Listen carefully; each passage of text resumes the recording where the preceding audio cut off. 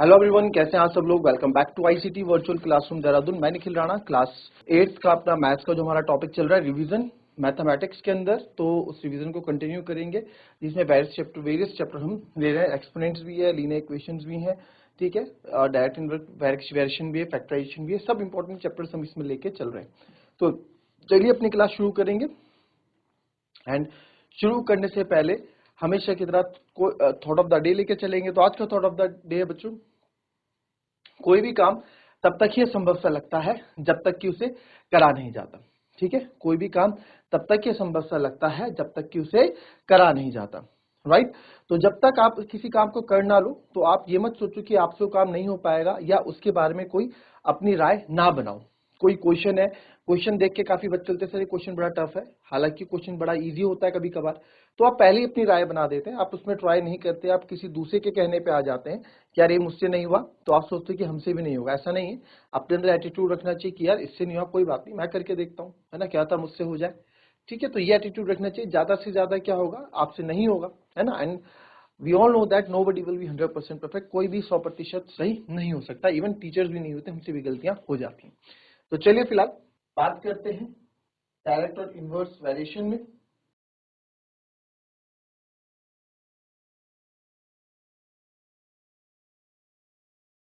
अभी बात आज एक्सपोनेंट का ही क्वेश्चन ले लेता हूं मैं। एक्सपोनेंट का ही एक क्वेश्चन ले लेते हैं। एक्सपोनेंट बड़ी अच्छी चीज है, बहुत प्यारी चीज है एक्सपोनेंट। आपको अगर चीजें समझ में आ रही हैं एक्सपोनेंट्स के अंदर, तो एक्सपोनेंट्स अपने आप में बहुत अच्छी चीज है।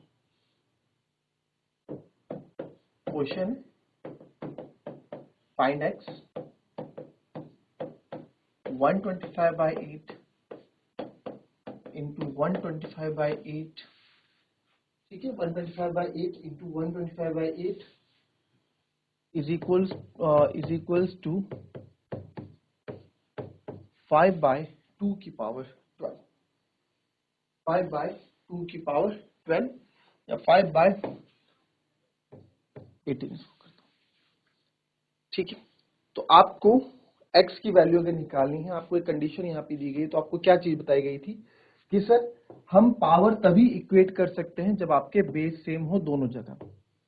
जब हमारे बेस सेम हो दोनों जगह तो मैं बोल सकता हूं कि हम क्या कर सकते हैं, पावर इक्वेट कर सकते हैं। पावर इक्वेट कब होगी, जब आपके बेस क्या होंगे, सेम होंगे। राइट। चलो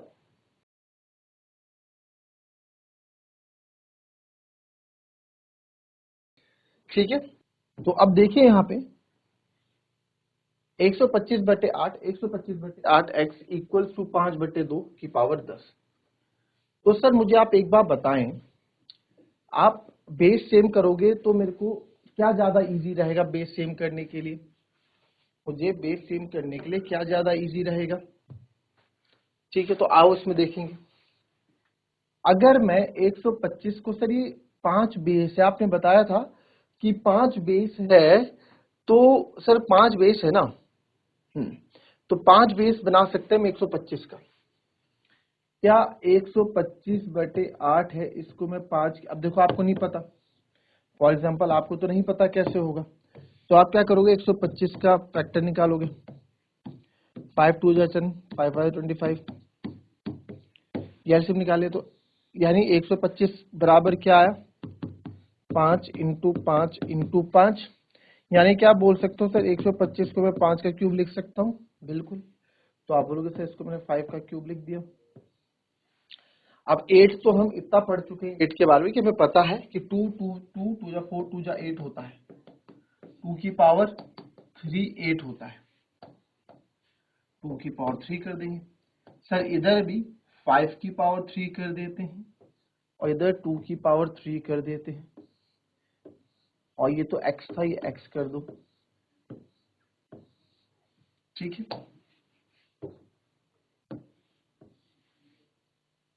ये जो चीज है इसको रफ में आप यहां दिखा दो।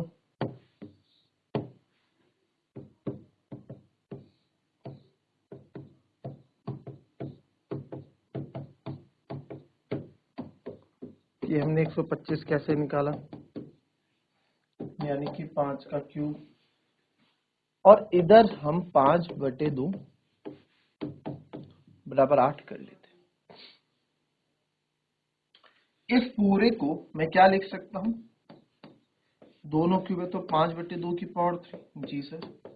और इसको लिख सकता हूं 3 बाहर और x तो ही 3x, बिल्कुल सर। और इधर 5/2 बराबर है 18। ठीक है, कोई दिक्कत?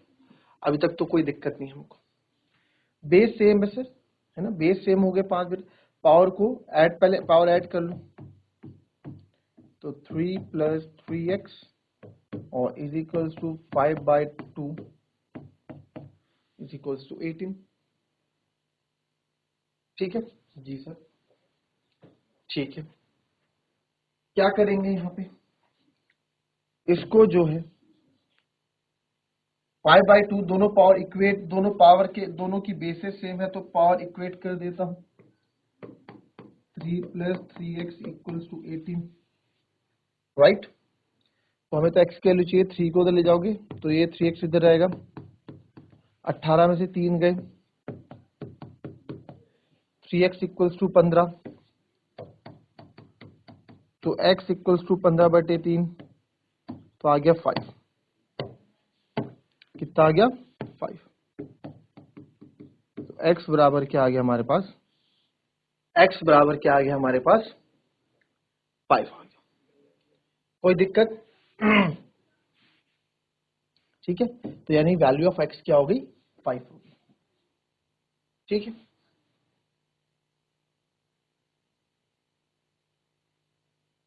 तो चलिए एक्सपोनेंट में ये भी हमने करके दिखा दिया। चलिए नेक्स्ट देखेंगे, वही अगेन फाइंड x ये a/b² x - 1 is equals to b/a² x - 3। अब यहां पे आपको क्या करना है सर, यहां पे हमें x की वैल्यू निकालनी है, तो कैसे निकालेंगे, एक तरफ है a/b² x - 1, एक तरफ है b/a² x - 3। तो यहां पे जो है, अब आप देखेंगे कि a/b² x - 1 b/a² x - 3, तो सर a/b और b/a है, बेस अलग अलग है, बहुत बड़ी बात है। आप ये ना सोचिए यहाँ भी a भी, यहाँ भी a भी है, एक जगह 2 है तो एक जगह 1/2 है, बहुत अंतर है। एक जगह अगर 3/2 है तो एक जगह 2/3 है। ये 2 हो गया, ये बिल्कुल आधा हो गया, एक से भी कम, बहुत अंतर है। 3/2 1.5 होता है, 1.5 होता है इसको, और 3/2 ये होता है 0.6 होता है। तो बहुत अंतर है, नंबर्स ऊपर नीचे होने में भी बहुत अंतर होता है, न्यूमरेटर डिनोमिनेटर बदलने में भी बहुत अंतर हो जाता है। तो सर यहाँ पे जो है बेस सेम करने के लिए मैं क्या करूंगा सर, बेस सेम करने के लिए रेसिप्रोकल कर देते हैं और पावर का साइन चेंज कर देते हैं, यही तो करते थे हम अगर x की पावर -2 होती है तो हम क्या करते थे, माइनस में कभी कुछ नहीं होता तो इसको रेसिप्रोकल कर देंगे 1/x और पावर मेरी क्या हो जाएगी, 2 हो जाएगी। यानी कि इसका मतलब क्या है, अगर 1/x को, अगर इस पावर को मुझे -2 करना पड़ेगा तो मुझे इसको क्या अगेन रेसिप्रोकल करना पड़ेगा, ये इसका मतलब हो। पर यहाँ भी यही कर लेता हूं मैं, a/b यहाँ है, किसी एक को भी आप बना दो, तो इसको भी b/a से मैं a/b अगर बनाऊंगा तो पावर के साइन चेंज हो जाएंगे, -x और प्लस, माइनस का प्लस हो जाएगा, प्लस का माइनस, तो x प्लस में था माइनस में हो गया, माइनस में था ये प्लस में हो गया, तो ये हमारा साइन भी चेंज हो गया sir.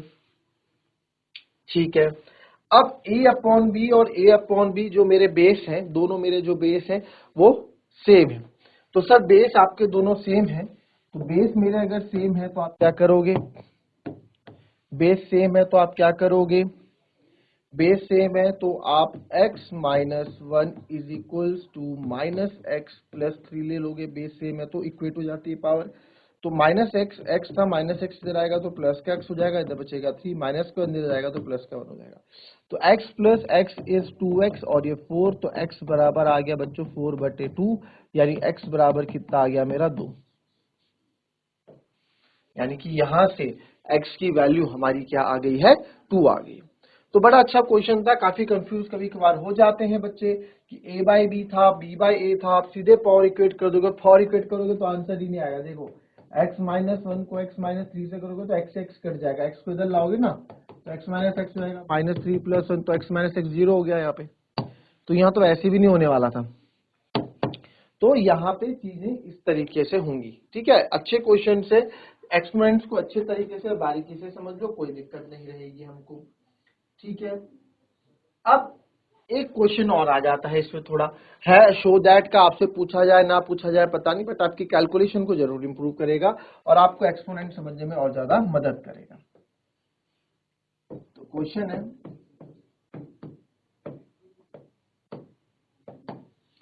Show that x to the power a upon x to the power b is equals to a plus b into x to the power b upon x to the power c is equals to b plus c, और into फिर से है x to the power c x to the power a bracket में c plus a is equals to 1 is equals to 1। तो क्या है इस question में, ऐसा कुछ नहीं है इस क्वेश्चन में कि आप ना कर पाओ। आप देखें अगेन वही चीज, आप बोलोगे वही जो मैंने भी बोला, कोई भी काम तब तक ये संभव सा लगता है जब तक कि आप उसे कर नहीं लेते। अब ये क्वेश्चन देखने में लगा क्या है यार ये, शो दैट कितना बड़ा क्वेश्चन दे दिया, कैसे लाएंगे इसको 1।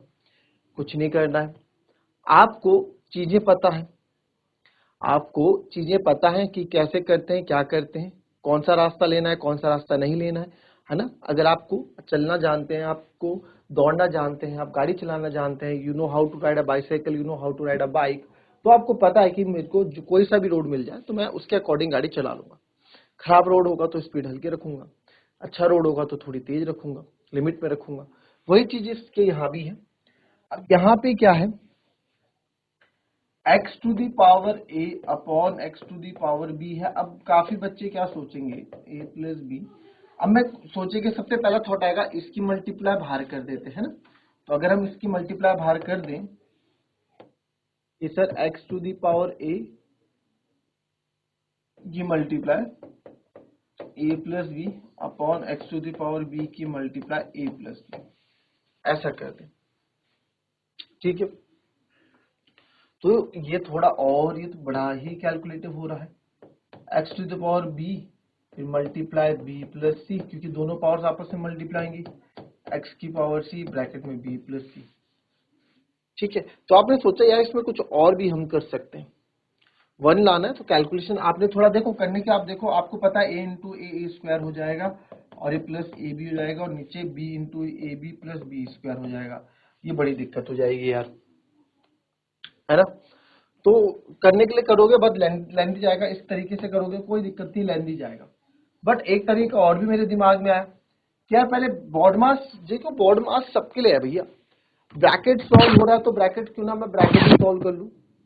अगर मुझसे ब्रैकेट सॉल्व हो रहा है तो मैं क्यों ना ही ब्रैकेट सॉल्व कर लूं भाई। पहले ब्रैकेट कैसे सॉल्व हो रहा है सर, बेस सेम है, पावर क्या होती है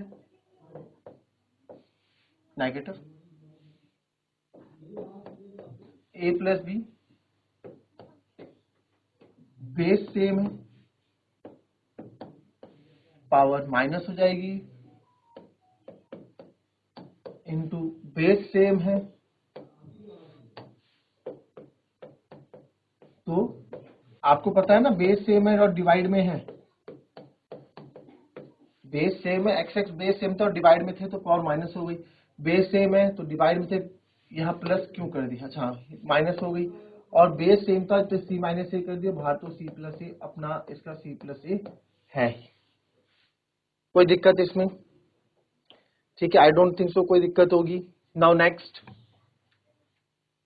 एक्स की पावर a माइनस बी। अब देखो क्या करूंगा मैं, ये जो है इस a माइनस बी की मल्टीप्लाई बाहर करूंगा, और तो कोई ऑप्शन नहीं है मेरे पास, a minus B multiply by a plus B, same x की multiply b minus C multiply by B plus C into X की multiply C minus A C plus. Left hand side लिया हुआ है हमने। अब आप चाहें a माइनस बी और a प्लस बी को मल्टीप्लाई कर लो, है ना। आप लोगों से इतना बड़ा multiply sir, a into A square, फिर plus A B minus A B minus plus minus B square, plus का ए बी माइनस का ए बी कट गया, फिर बचेगा ए स्क्वायर माइनस बी स्क्वायर। ठीक है, एक तरीका तो ये हो गया। भाई करोगे तो आंसर आएगा, आंसर आने के लिए मना नहीं कर रहा मैं, आएगा। बट जो चीज हमने कहीं ना कहीं पढ़ी होती है सब जगह काम आती है। क्या काम आ गया सर यहाँ पे? अरे यहाँ पे ये काम आ गया कि a plus B A minus B, A plus B A minus B क्या होता है sir? a plus B A line क्या होता है बताओ? तो a plus B A minus B क्या होता है? a plus B minus B formula याद है, A square minus B square, पढ़ा है हमने अलजेब्रिक एक्सप्रेशन में। तो कितना इजी है, तो इसलिए तो फॉर्मूले बनाए होते हैं। और आपने जब इसको सॉल्व किया तब भी ए स्क्वायर माइनस बी स्क्वायर आया था। ये फॉर्मूले इसलिए ही होते हैं कि हमारा टाइम बच जाए, हमारा टाइम बच जाए। x की पावर a माइनस बी और a प्लस बी को जब आप मल्टीप्लाई करते हैं, अगर a into A square plus A B minus plus minus B square, इससे ये कट जाता तो मेरा क्या बचता? ए स्क्वायर माइनस बी स्क्वायर बचता। कैलकुलेशन थोड़ी और ज्यादा हो जाती, right.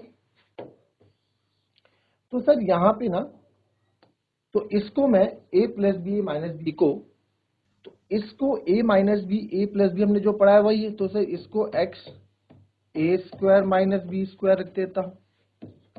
Again b minus C B plus C वही फॉर्मेट है, तो ये हो जाएगा x की power B square minus C square. Again sir c और एक बार माइनस एक बार प्लस है, दोनों में तो आएगा सी स्क्वायर माइनस ए स्क्वायर। कोई दिक्कत किसी को? कोई दिक्कत नहीं। मैंने क्या बोला? हमें पता है कौन सी चीज कब कैसे करनी होती है। हमें पता है कि ब्रेक कब मारना है, आपको पता है पैडल कब करना है, आपको पता है एक्सीलरेट कब करना है। वो सब आप रोड के अकॉर्डिंग करते हैं ना, बट पता तो है। सेम चीज क्वेश्चन आपको पता है स्टेप बाय स्टेप। क्या इसके बाद क्या करते हैं, इनका मल्टीप्लाई करते हैं। मल्टीप्लाई करने के आपको एक शॉर्टकट रास्ता दिखा कि सर ये तो a plus B minus B का फॉर्मुला बना रहा है, क्यों ना A square minus B square लिख दूं डायरेक्ट। बिल्कुल सब में वही बना रहा था। अदरवाइज आप क्या करते हैं, लॉन्ग रूट से जाते, लंबे मेथड से जाते, आंसर तब भी यही आना था। अब क्या करोगे? अब दिमाग में अगर आप देखो तो आपको दिमाग में क्या लगता है, अब क्या होगा? अगर आप ध्यान दो तो बेस सेम है सबके, एक्स एक्स एक्स, और मल्टीप्लाई में ही कनेक्टेड है। ठीक है, और मल्टीप्लाई में ही कनेक्टेड है, बेस सेम है, तो पावर क्या हो जाती है सर? ऐड हो जाती है। तो ठीक है सर, पावर को ऐड कर लो। तो A square minus B square plus B square minus C square plus C square minus A square. अब आप ध्यान से यहां देखेंगे तो प्लस का ए स्क्वायर माइनस का स्क्वायर कैंसिल, माइनस का बी प्लस का B, plus B minus B cancel, plus का सी माइनस का सी कैंसिल। तो सर क्या बचा हमारे पास? आपके पास बचा x टू दी पावर 0, क्योंकि सब कट गए, 0 होता। और आपको पता है anything to the power 0 is 1। Anything to the power 0, किसी की भी पावर 0 क्या होती है? 1 के बराबर होता है। और equals to right hand side, ये क्या हो गया हमारा? राइट हैंड साइड आ गया। राइट हैंड साइड आने का मतलब क्या है सर? राइट हैंड साइड आने का मतलब ये है कि हमारा आंसर शो दैट में पूरा सही हो गया। ठीक है, क्लियर है, कोई दिक्कत?